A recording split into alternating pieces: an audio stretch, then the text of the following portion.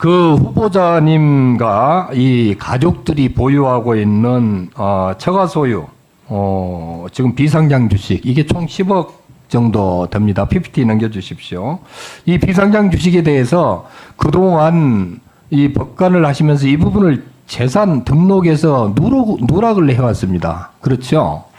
예, 그 부분은 앞에서 제가 말씀드렸다시피 국민들께 매우 송구스럽게 생각합니다. 아니, 저도 검사를 해봤습니다만은 이런 부분을 누락할 수가 있습니까? 이런 비상장 주식을 통해서 소득이 계속 창출이 되고 있는데 이거를 누락을 하면은 제대로 된 재산 등록이 되겠습니까? 왜 이거를 누락을 했습니까? 이해가 안 돼요.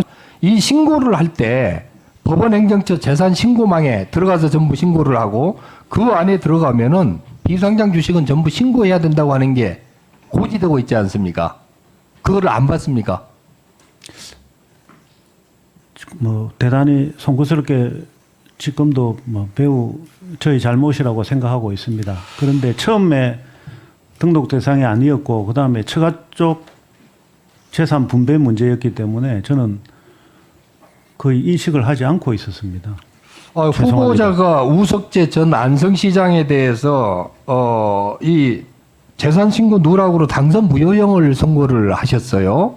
이 재산 신고를 안 하고 등록을 안 한다는 게 얼마나 큰일인지 알고 계실 겁니다. 그리고 이 법원에서도 이게 신고를 안 하면은 징계 대상이 되고 해임까지 할 수 있습니다. 그 내용 알고 계시죠?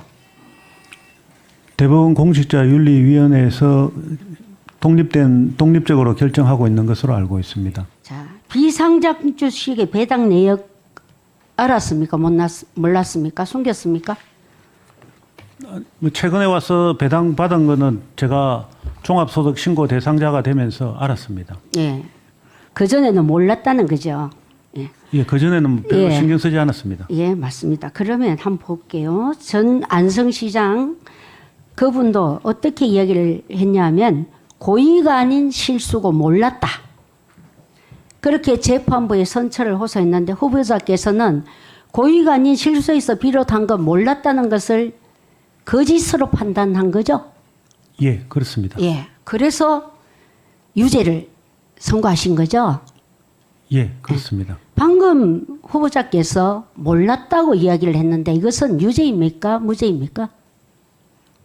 이 말은 거짓입니까? 참으로 판단해야 됩니까? 저는 그 부분에 국민들에게 송구스럽게 송구스럽게 지금도 생각합니다만은 저는 참입니까? 거짓입니까? 저는 몰랐습니다. 아니 글쎄 그것을 거짓으로 국민들이 받아들이지 않고 참으로 받아들여야 되는 겁니까? 이건 국민들께서 평가하실 부분이라고 생각합니다. 후보자 장녀의 시티뱅크와 PNC뱅크의 외국 계좌 신고는 8월 29일 국회에 제출한 대법원장 인사청문 요청서에 재산 신고 시에 처음으로 하셨어요. 2009년 재산 공개 대상이 된 후 한 번도 자녀의 해외 계좌를 신고하지 않다가 이번에 처음으로 장녀의 해외 계좌를 공개하신 거예요. 그 이유가 뭐예요? 자녀가 미국에서 음악 공부하고 있을 때 제가 교육비 생활비를 보내준 계좌만 있는 것으로 알고 있었습니다. 그리고 자녀가 미국 생활에 대해서 제가 해외 계좌를 왜 이번에는 그걸 왜 신고를 하신 거예요? 그전에 왜 신고를 안 하시고? 예, 재산 등록 신고는 제 혼자 스스로 하는 것이고 이번에 제가 지명된 후에 자녀의 해외 계좌가 저 재산 신고 대상이 아니에요? 무슨 말씀이세요 지금? 예, 그 부분에 대해서는 매우 송구스럽게 생각합니다.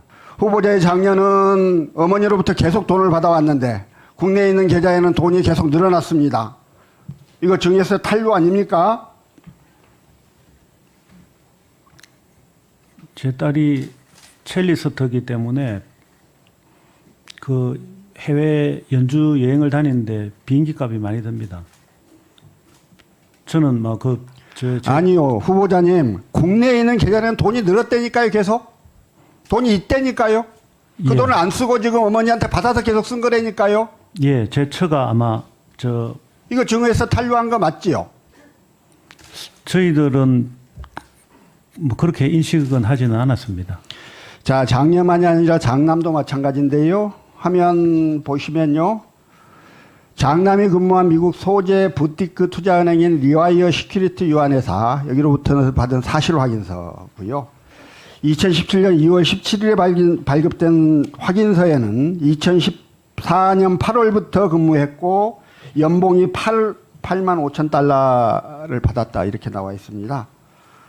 그리고 2023년 8월 29일자 후보자 명의의 사실 확인서는 2018년 1월 1일부터 2월 9일까지 장남의 연봉이 9,360달러, 보너스가 15,000달러 이렇게 돼 있어요.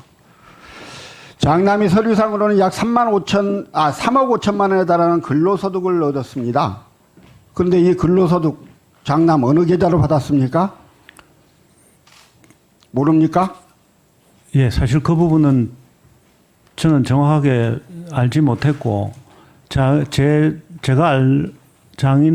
아들로부터 들은 이야기는 받은 소득 중에 2만 불 이상이 세금으로 나갔고, 그 다음에 살던 임대료로 다 나가가지고. 후보자님, 예. 계속 본인이 재산신고 대상이고 직접 재산신고를 하셨고, 예. 근데 이 장남과 장녀는 재산신고 거부 대상자입니까? 아니잖아요. 아닙니다. 예. 그런데 이 부분들이 촘촘히 빠져 있는데요. 이걸 어떻게 설명이 가능하십니까? 예, 그 부분도 뭐 송구스럽게 생각합니다. 제가 아니, 그 부분을 해외 재산으로 범죄를 저지른 걸로 인식하지 보여요. 후보자님, 이게 송구스럽다고 되시는 문제가 아니고 범죄를 저지르는 걸로 보이는데요. 이걸 이 자리에 오셔가지고 뭐 송구스럽다고 말씀하셔서 끝낼 문제입니까 이게? 장남과 장녀는 재산 후보자의 직장 피부양자로 등록돼서는 안 되는 사람들이었습니다. 이건 명백히 건강보험법을 위반하신 걸로 보이고 또 최근까지 그러셨어요. 답변을 좀 해주십시오.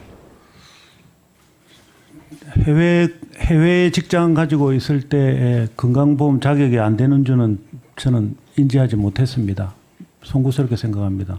아니 판사님이 뭐 법을 몰랐다는 이야기를 이렇게 가져하세요.